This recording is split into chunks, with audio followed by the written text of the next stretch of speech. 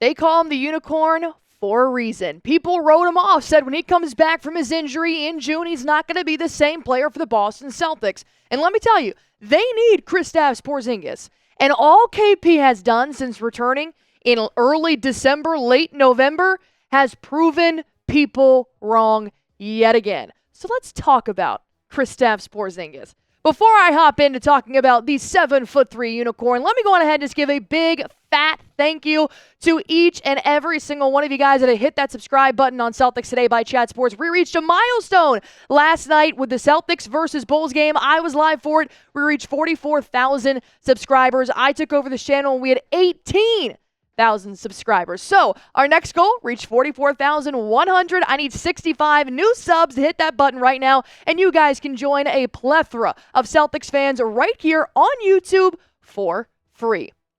When you're talking about Kristaps Porzingis, we obviously know that he missed the first month and a half because he was recovering from the surgery that he had back in June after he won that great big trophy called the NBA Finals. So Kristaps Porzingis in December wasn't bad. He really wasn't. But this isn't the KP we've grown to know and love. 9 games that he played, still 18 points a game, 6 boards. He still was getting some hops up, but he was lacking some explosiveness. Same thing with the blocks. It's not his full extent. And then you look at the three-point percentage and the field goal percentage, and you're like, all right, he's making baskets, but he's not pushing the needle for me. And you start thinking, uh-oh, is everybody right? Did he lose a step from his surgery? Wrong. January comes around.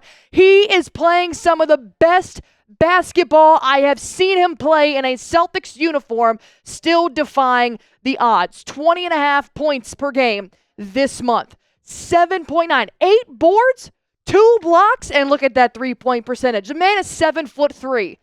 7'3", and he's launching them like 6'4" Steph Curry from the half court, 33 feet away from the basket. Kristaps Porzingis is playing the best basketball in his career coming off a major injury. And if you don't believe me, ask Kobe White and the Chicago Bulls. The man drained 8 threes on Vucevic. 8 threes on Jalen Smith. He went 10 for 18 from the field. He got a double-double. He scored 34 points. That is more points than minutes played with 33. And after the game, we thankfully got a really, really great report from Kristaps Porzingis, who originally said he wasn't 100% in December. But now back in January, after they asked him, how do you feel after draining 8 threes, scoring a season-high 34 points? He said, honestly, today, I didn't even feel perfect. Before the game, my energy was not crazy. But sometimes you have good games like that.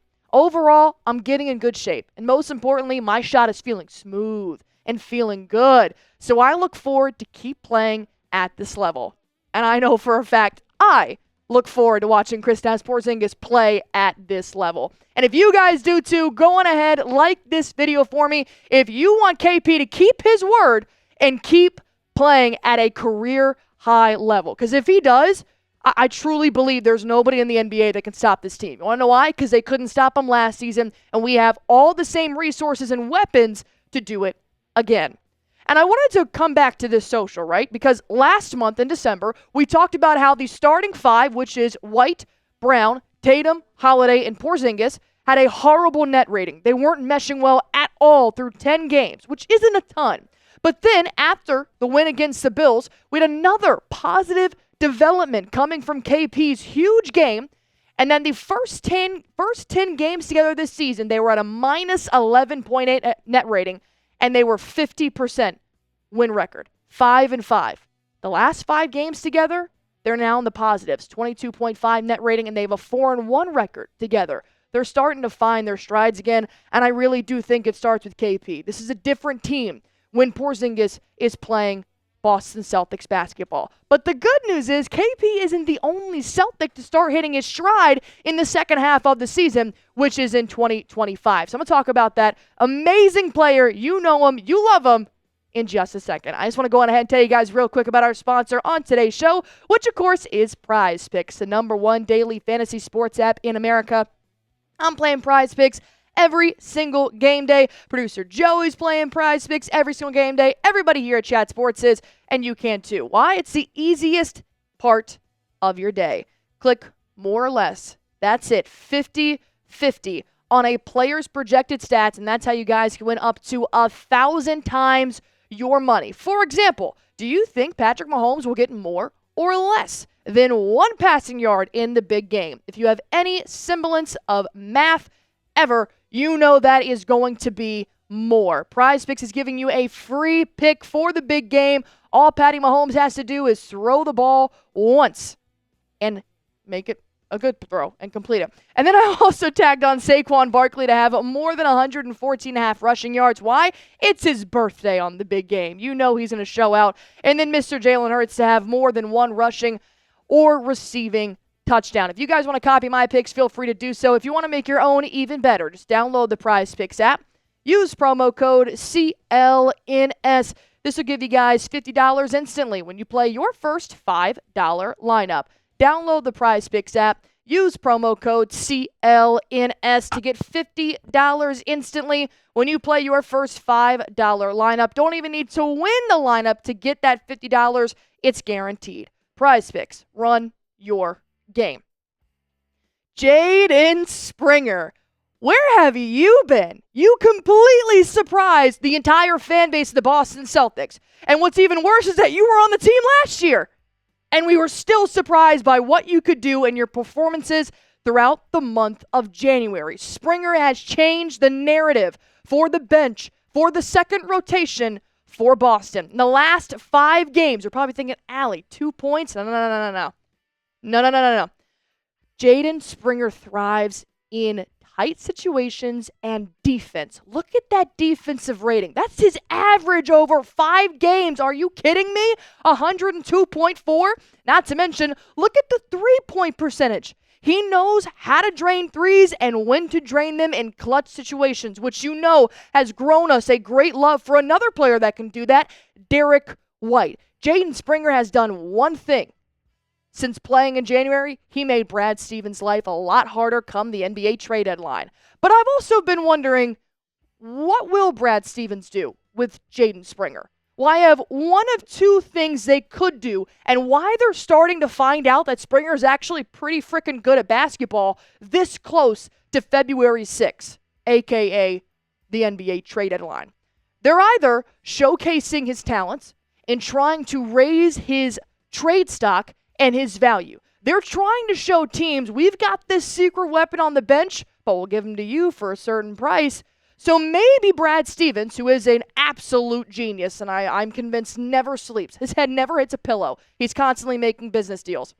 He could be strategically implementing Jaden Springer and planting him in these lineups to raise his stock a little bit. Or Brad Stevens just sees him for what he is. A damn good basketball player. And if there's one thing we know about the GM is he loves projects. And that could be what Jaden Springer is. Look at Peyton Pritchard. That's going to be arguably the best deal right now in the NBA. You know what Stevens did? He locked him up in the preseason last year before anybody saw his potential. Springer could be that next project, like a D. White, like a Peyton Pritchard. So there is a very sticky situation that is lingering for Boston in the next week and a half. And the only issue I have right now with the Celtics rotation, and I don't normally have issues with them, is I wish they didn't show me Springer's talents 2 weeks before the trade deadline. Because now you're going to trade him away, and I'm going to miss the fella. It's like Hard Knocks when they show you the rookie, and then the rookie gets cut in episode 2. You're like, damn, I really like that guy. So I just wish we had known more about Springer and his talents before they could have possibly sent him to another team. Because we have said goodbye to many great players in the last couple of years, and I don't want to watch Springer thrive for another team knowing what he could have done for us here in Boston. So that leads me to you guys. The reason why we have this channel is I talk, you talk, and we talk about it. Should they keep Jaden Springer or trade Jaden Springer? There's one certainty is that, well, I'm glad I'm not Brad Stevens. Type T for trade, type K for keep. Because you also have to think that Joe Mazzulla is also involved in this, right? The head coach. He's going to have somewhat of a say in what players go in and come out. And during his performance against the Bulls, Joe Mazzulla had nothing but great things to say. saying that he's kind of carved that little rollout to where he's on the floor. He just kind of brings out the best of everybody defensively. And having a lot of those guys, I think, is important for sure. So Missoula sees the positives in keeping Springer. Let me show you 3 examples of why I think it's a positive to keep Springer. This is from the win against Chicago Bulls. They won by 20, 120-100. Jaden Springer checked in with 5:30 left to go in the first quarter. He was in the first rotation, which is normally with Sam Hauser. You know what Springer did? He comes in, he steals. Less than a minute from checking in. He knows how to come off the bench and immediately make an impact. Remind you of anybody? Almost every single Celtics bench player that's thrived in the last 3 seasons. Another one. You remember Josh Giddey? Yeah. Meet Jaden Springer. Blocked Giddey on a very close post play. Earlier here, he actually ended up getting beat off the dribble and still met Giddey down on the post and blocked him. Even better, Kristaps Porzingis, he drained a 3 on top of Porzingis, a catch-and-shoot 3. Jaden Springer is 6'4". Porzingis is 6'10". Springer is a ball player. He's a headhunter. And on defense, he's very pesky, and he does remind me a lot of Peyton Pritchard. I think at this point, you might have to keep Springer on the basketball team, Mr. Stevens. But ultimately, it's not my decision. So my last question for you guys is here, could Springer carve out a role, like Missoula said, for the long haul? And could he be a rotation player like a Pritchard or a Sam Hauser or an Al Horford or Cornette for the Celtics moving forward? Comment why or why not in the comment section down below. As always, thank you again for 44,000 subscribers. If you guys haven't joined the train, what are you doing? Hop on board. Go on ahead, hit that sub button for me.